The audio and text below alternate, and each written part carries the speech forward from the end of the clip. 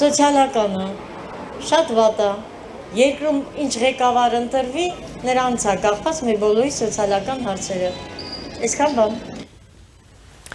Բարեկեցիկ պետությունը սկսվում է պաշտպանված քաղաքացուց։ Սոցիալական հարցերը պարզապես թվեր չեն, բյուջետային տողեր չեն, նախարարությունների հաշվետվություններ չեն, խոստումներ չեն։ Դրանք մոր ձեռքի դեղատոմսն են։ Թոշակառուի սեղանի հացը, երիտասարդ ընտանիքի տան բանալին, երեխայի պայուսակի գիրքը եւ մարդու գլուխը բարձր ապրելու իրավունքը։ Հայաստանի սահմանադրությունը հստակ ասում է, Հայաստանի Հանրապետությունը սոցիալական պետություն է։ Սա գեղեցիկ նախադասություն չէ միայն, սա պետության պարտավորությունն է իր քաղաքացու առաջ։ Աշխարհի ամենակայուն եւ հաջող պետությունները հենց այն պետություններն են, որոնք հասկացել են, մարդուն պաշտպանելը ծախս չէ, ներդրում է։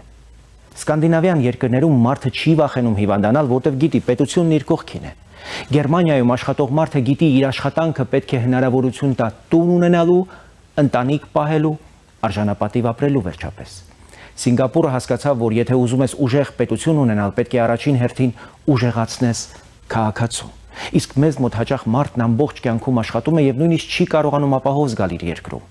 Սա նորմալ չէ։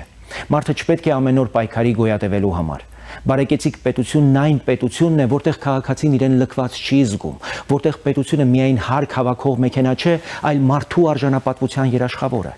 Մենք պետք է կառուցենք Հայաստան, որտեղ մարդը վաղվա օրվան չի նայում մտահոգությամբ, այլ դիմավորում է վստահությամբ, իմանալով, որ իր աշխատանքը, իր ընտանիքը եւ իր արժանապատվությունը պաշտպանված են, որտեղ աշխատանքը բերում է արժանապատիվ կյանք, ոչ թե անվերջ պարտքեր։ Հանուն սոցիալական պետության, հանուն հանրապետության քվեարկիր համար 18